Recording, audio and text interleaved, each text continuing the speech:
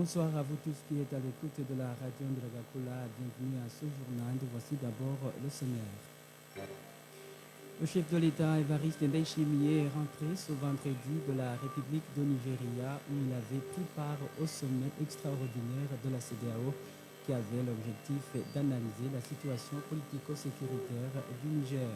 Et dans l'après-midi de ce vendredi, le président Ndayishimiye a reçu en audience 5 nouveaux ambassadeurs représentant la République de Côte d'Ivoire, le Royaume de Suède, le Japon, la Malaisie et la République fédérale d'Allemagne. Selon la porte-parole du président Rosine Guilene Gatoni, ces derniers venaient présenter leurs lettres de créance au président du Burundi.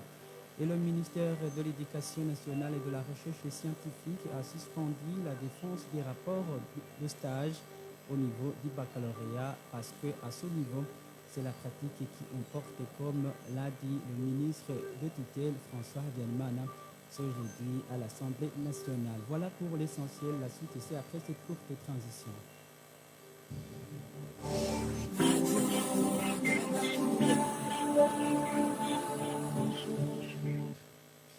Bonsoir et bienvenue encore une fois à cette édition mise en onde par Charles Guilma Négordien Gato à la présentation.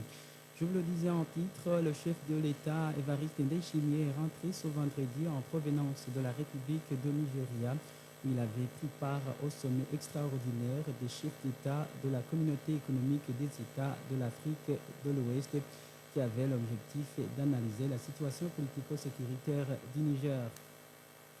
Comme l'indique la porte-parole du président de la République, Rosine Guilene Gatoni, le chef de l'État s'est joint à ses homologues pour condamner toute forme d'accession au pouvoir anticonstitutionnel. Suivez plutôt Rosine Guilene Gatoni, porte-parole du président.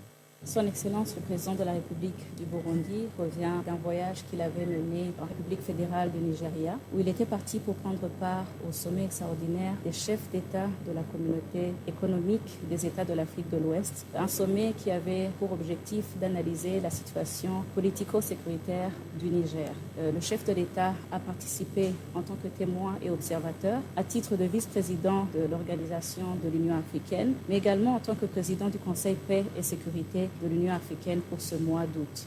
Le chef de l'État s'est joint à ses homologues chefs d'État membres de la CEDEAO pour condamner fermement toute forme d'accession au pouvoir anticonstitutionnel. Ils ont exigé et recommandé la libération immédiate de son Excellence le président du Niger qui a été démocratiquement élu, sa famille ainsi que les membres du gouvernement. Le chef de l'État a saisi cette opportunité également pour prodiguer quelques conseils sur base d'expérience, sachant que le Burundi est passé à plusieurs reprises dans ces situations de coup d'État. Il a recommandé de prioriser le dialogue comme moyen de résolution des conflits, tout en gardant l'usage de la force comme dernier recours quand toutes les autres voies auront échoué. Le sommet a abouti à des recommandations fermes qui vont dans le sens d'appuyer le Niger à rétablir l'ordre constitutionnel, y compris le déploiement de la force régionale de la CEDEAO, mais également tout en gardant une porte ouverte pour les dialogues.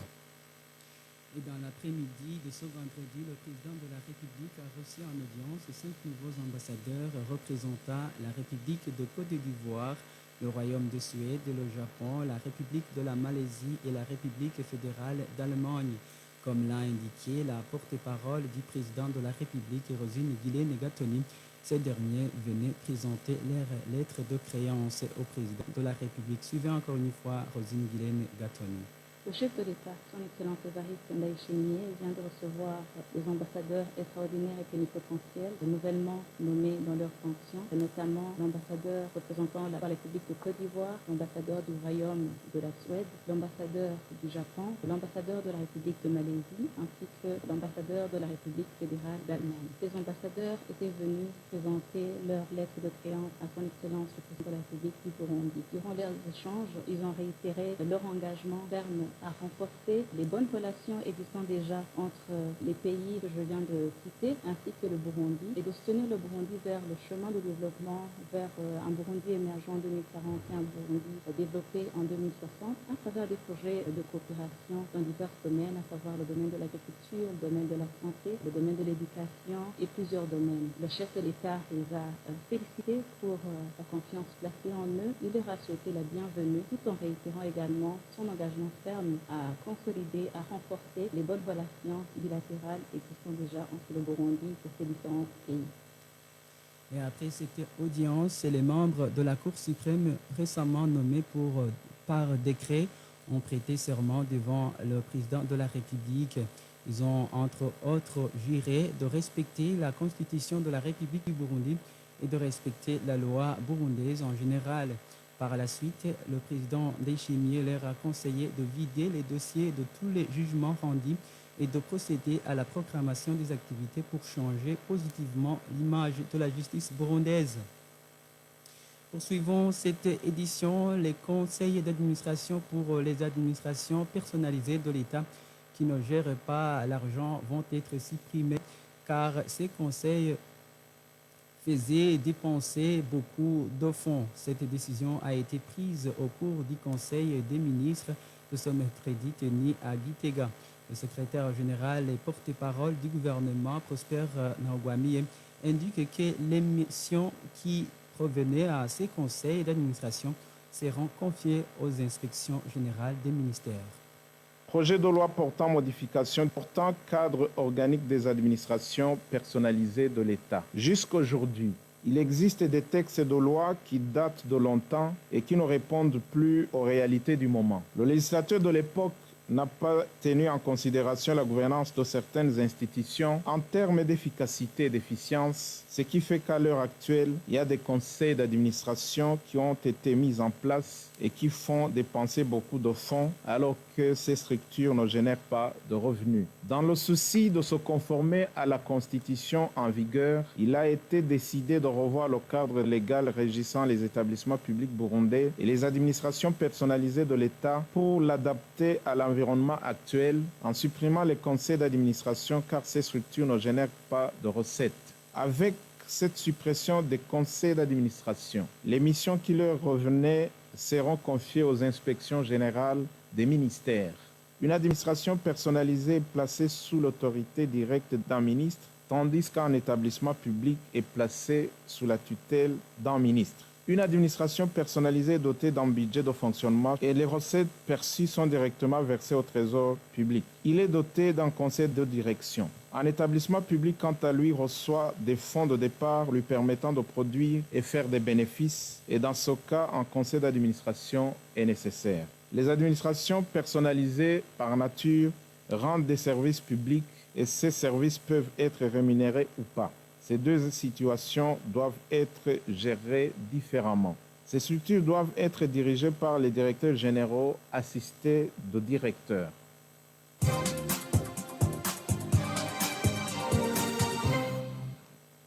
Radio Ndragakula, poursuivons cette édition en page éducation. Le ministère de l'Éducation nationale a suspendu la défense des rapports de stage au niveau du baccalauréat parce qu'à ce niveau, c'est la pratique qui importe.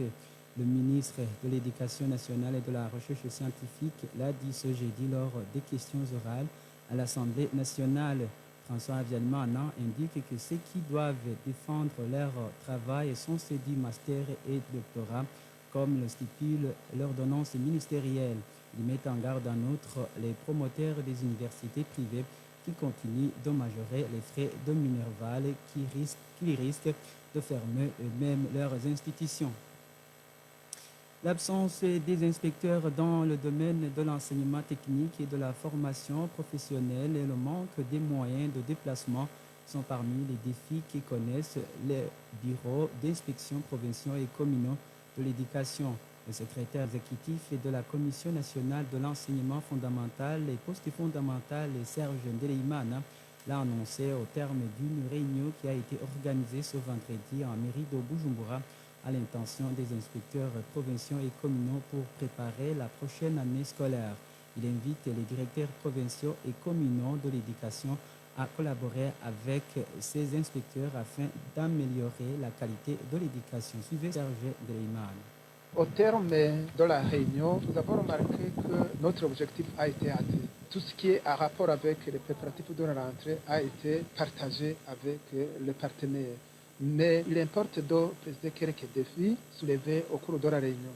C'est notamment l'absence des inspecteurs dans le secteur de l'enseignement professionnel. Il a été remarqué que sur 18 inspections au niveau des provinces, seuls des inspecteurs qui sont compétents en matière de formation technique et professionnelle existent. C'est la raison pour laquelle nous lançons un appel pressant à tous les chargés des ressources humaines pour que l'on puisse intégrer ce besoin combien imminent au niveau de la préparation des critères de recrutement des personnels de l'enseignement. Toujours au propos des moyens de déplacement, il a été remarqué la nécessité de doter les inspections au niveau des provinces des moyens de déplacement, les véhicules. Un autre défi relevé lié à l'amélioration des capacités des inspecteurs, étant donné que les inspecteurs qui sont compétents en matière technique et professionnelle sont quasi inexistants, il a été souhaité que les inspecteurs qui sont sur place soit renforcé dans l'approche par compétence qui est appliquée dans le secteur de l'enseignement technique de la formation professionnelle. Nous lançons un appel pressant à tous les directeurs provinciaux de l'éducation, à tous les directeurs communaux de l'éducation, de pouvoir collaborer étroitement avec les inspecteurs en place pour mener très bien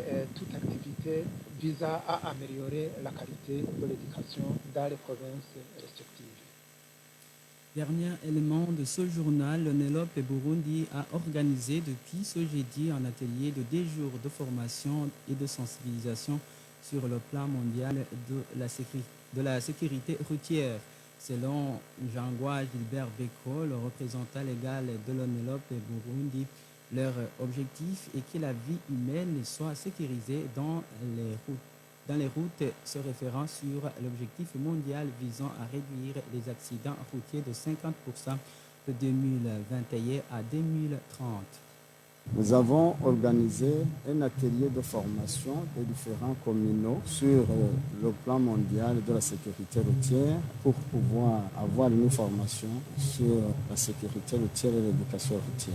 Cette formation est dans l'esprit et la lettre du plan mondial de la sécurité routière. Nous avons constaté qu'au Burundi, il y a un problème de la circulation routière et de l'éducation routière. Les enfants ne sont pas bien formés ou organisés pour pouvoir traverser les routes. Alors, au niveau mondial, les données que nous avons aujourd'hui, c'est 1,3 million de personnes qui meurent par an.